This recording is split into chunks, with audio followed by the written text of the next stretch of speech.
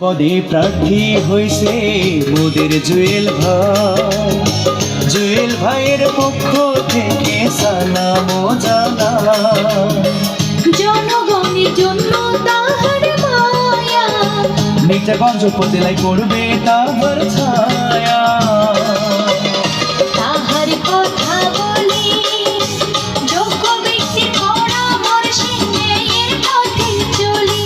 জুয়েল ভাইয়ের কথা বলি, যোগ্য ব্যক্তির পরামর্শে ন্যায়ের পথে চলি।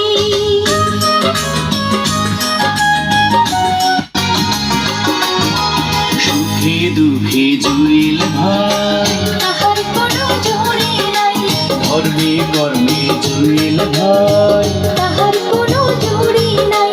নেত্রগঞ্জ উপজেলায় চেয়ারম্যান এবার আমরা তাকে চাই।